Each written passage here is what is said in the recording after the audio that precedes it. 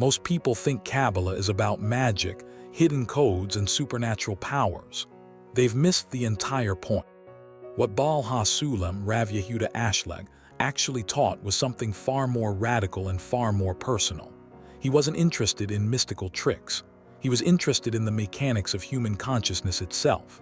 And he left behind a body of work so clear, so methodical, that if you read it carefully, you realize the entire purpose of Kabbalah is to answer one question: why do we suffer? And more importantly, what are we supposed to do about it? Baal HaSulam lived in Jerusalem in the early 20th century. He was born in Poland, moved to Israel, and spent decades writing commentaries on the Zohar and the teachings of the Ari. But here's what made him different from the mystics who came before him. He believed that Kabbalah should be studied by everyone. Not hidden, not secret, available, in plain language. His most famous work is called The Study of the 10 Sephirot. If you've ever looked at the Tree of Life diagram, those circles and lines you see in Kabbalah books, that's what he's explaining. But he doesn't treat it as a map to magical powers. He treats it as a blueprint of consciousness, a description of how the human soul actually works. And that matters because most people approach spirituality backward. They want an experience, they want a feeling, they want the universe to validate them. Baal HaSulam says, that's ego talking. That's the part of you that's always asking, what's in it for me? And as long as that voice is running the show, you're spiritually asleep. The core insight is this: we are born with what Baal HaSulam calls the desire to receive for ourselves alone. It's not sin. It's not evil. It's just the default setting of human nature. And the entire structure of reality, the upper world, the spiritual realms, all of it, exists to help us transform that desire into something else. That something else is the ability to give, to love others, not as a command or a moral rule, but as a natural state. Baal HaSulam teaches that the whole universe is built on the principle of bestowal, giving. The Creator gives, the upper worlds give, and we, as human beings, are meant to align with that flow, to become givers instead of takers. Now this sounds abstract, but Baal HaSulam grounds it in something concrete. The concept of the upper world isn't a place you go after death. It's a state of consciousness you can access right now. It's what happens when you stop asking, what do I want? And start asking, what does the system need from me? How can I contribute? Here's where free will enters the picture. You have a choice every moment. You can stay locked in the desire to receive for yourself, or you can actively, deliberately work to transform your desires, to retrain your intention. That choice, that constant daily choice, is the whole spiritual path. It's not passive. It's not mystical, it's work. And this is why Baal HaSulam was so insistent on clarity. He saw that people were getting lost in symbols and diagrams and secret meanings. But the real secret, the one that's hidden in plain sight, is that spiritual development is a practical science.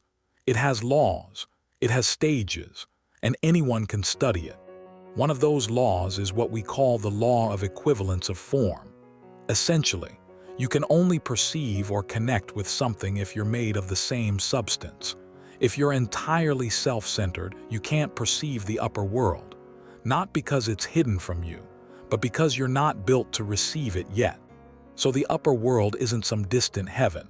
It's right here, but you're tuned to a different frequency. And the entire purpose of studying Kabbalah, according to Baal HaSulam, is to retune yourself, to shift your frequency from receiving for myself to giving and receiving in harmony with others. This is why the commandment, love your neighbor as yourself, isn't optional poetry. It's a practical instruction. It's telling you, your neighbor is not separate from you. The boundary between me and them is an illusion created by ego. And when you begin to see that, when you begin to feel that, that's when real change happens. Now, Baal HaSulam didn't invent these ideas. He was drawing from the Zohar, from the Ari, from centuries of Kabbalistic study.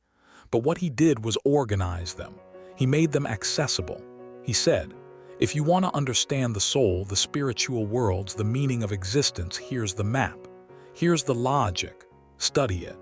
His son, the Rabesh Rav Baruch Ashlag, took those teachings even further. He focused on the day-to-day practice. How do you actually shift your intention? How do you train yourself to give when every fiber of your being wants to receive? And he taught that the answer is community. You can't do this alone. Because when you're surrounded by others who are also trying to transform themselves, you get feedback. You see your ego reflected back to you. You see the places where you're still selfish, still defensive, still afraid. And that awareness, uncomfortable as it is the beginning of real change.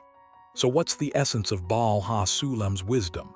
It's this: you are born selfish. That's not a flaw, that's the starting point. Your entire life is an opportunity to become something else. And that transformation isn't mystical or supernatural. It's a science of consciousness. It requires study, intention, and community, and it's available to you right now.